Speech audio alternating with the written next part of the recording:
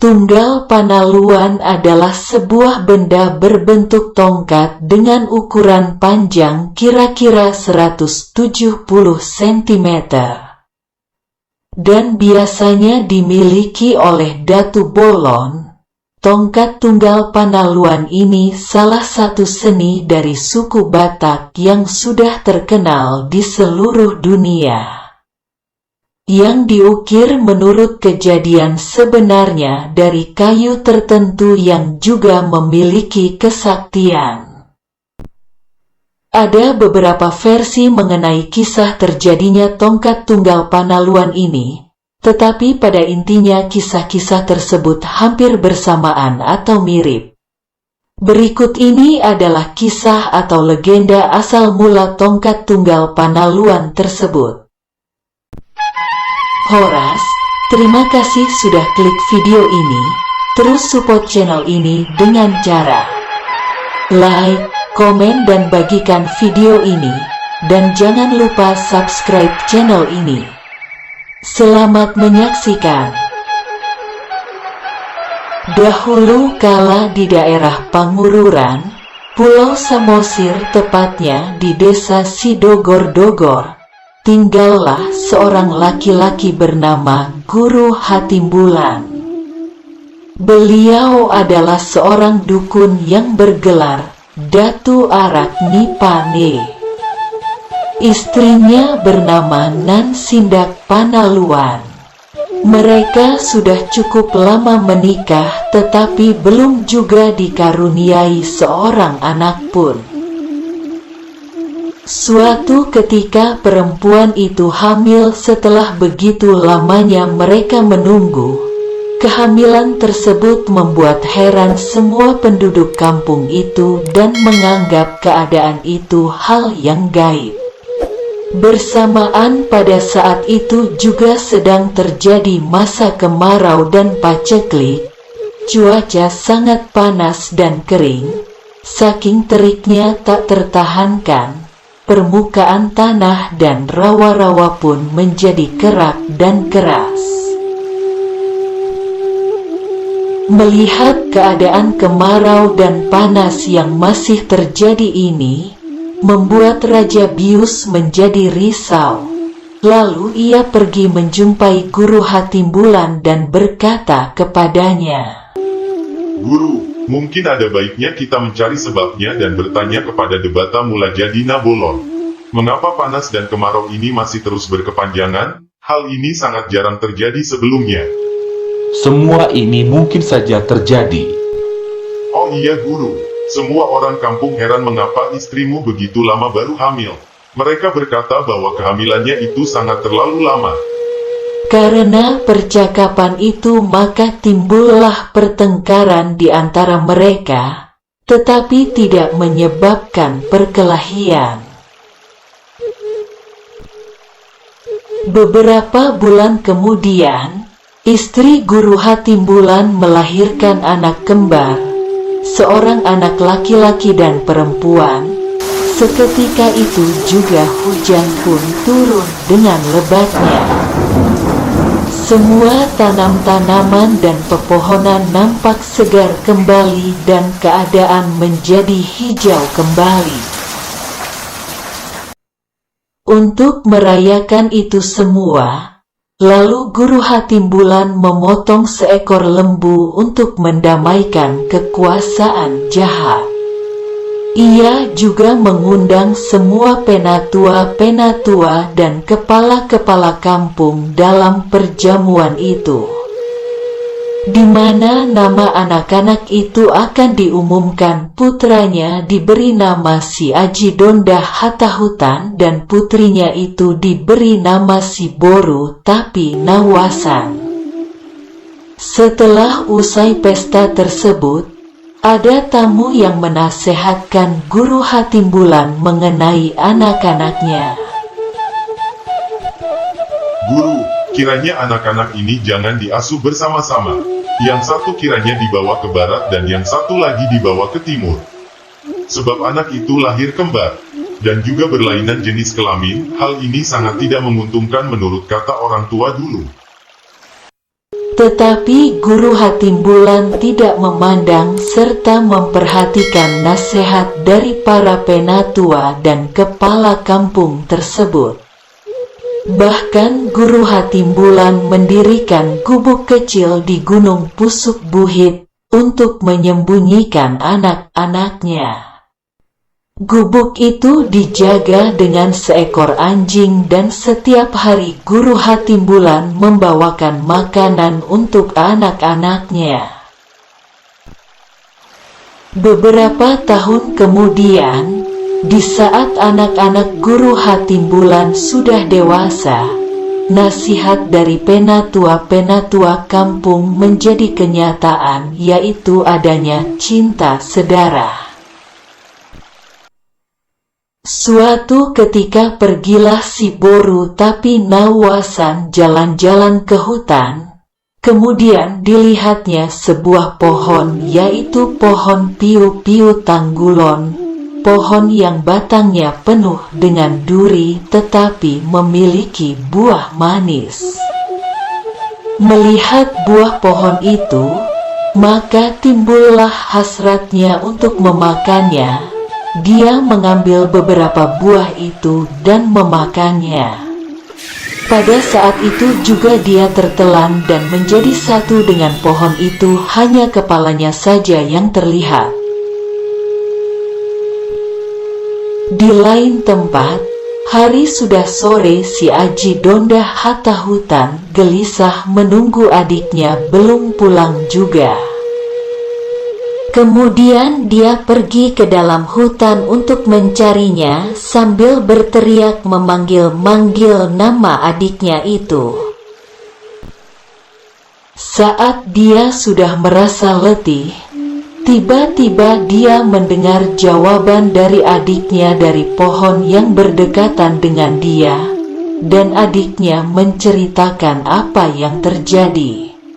Si Aji Donda ingin memanjat pohon itu, tetapi dia pun ikut ditelan dan menjadi satu dengan pohon itu. Keduanya menangis untuk meminta tolong, tetapi suara mereka hilang begitu saja di dalam gelapnya hutan. Keesokan harinya, anjing mereka lewat dan meloncat-loncat pada pohon tersebut. Lalu anjing itu pun mengalami hal yang sama, tertelan oleh pohon itu, hanya kepalanya saja yang terlihat. Seperti biasa, Guru Hatimbulan datang ke gubuk anaknya untuk membawakan mereka makanan, tapi dia tidak melihat anak-anaknya. Kemudian Guru Hatimbulan mencari dan mengikuti jejak kaki anaknya ke dalam hutan. Sampai pada akhirnya dia menemui pohon tersebut, dan di mana dia hanya melihat kepala kedua orang anak itu dan anjing penjaganya. Melihat hal itu dia menjadi sedih. Dari info dan petunjuk yang Guru Hatimbulan cari, maka bertemulah dia dengan seorang datu yang bernama Datu Parmanuk Koling.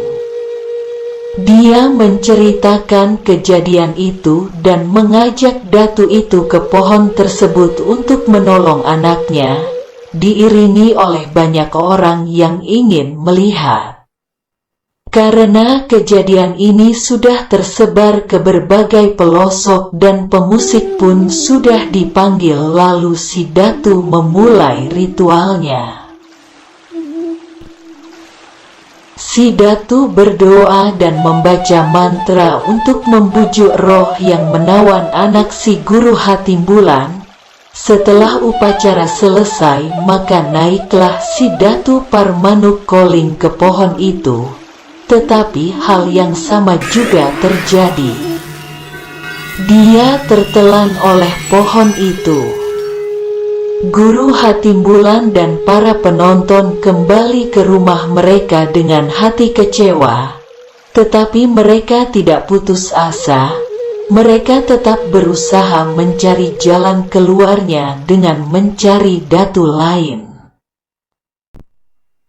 Kemudian Guru Hatimbulan mendengar kabar ada datu yang hebat, namanya Marangin Bosi atau Datu Malantang Maliting. Orang itu pergi ke pohon tersebut, tetapi mengalami nasib yang sama.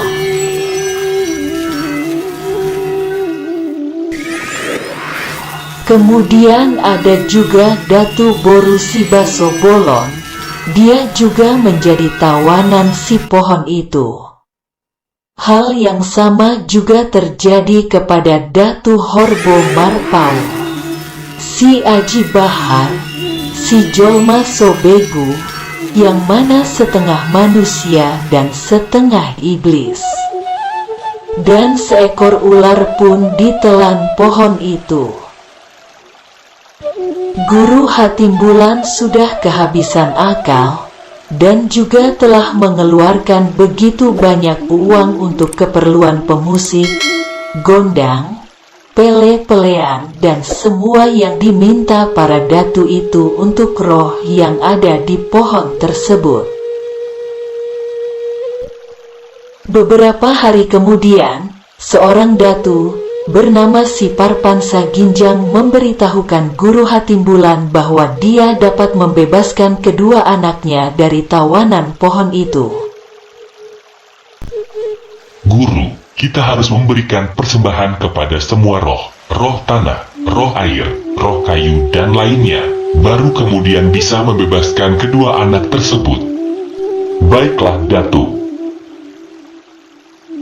Guru Hatimbulan mempercayai omongan si datu itu, dan menyediakan semua apa yang diminta oleh si datu. Kemudian mereka pergi menemui pohon itu disertai oleh orang kampung sekitarnya.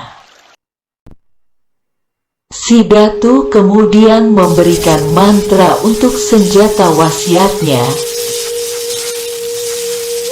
Setelah si datu selesai memberikan mantra kepada senjata wasiatnya, lalu dia menebang pohon. Tiba-tiba semua kepala orang yang ada di pohon itu menghilang. Kepala anjing dan kepala ular pun ikut menghilang. Semua orang yang menyaksikan seperti terperanjat.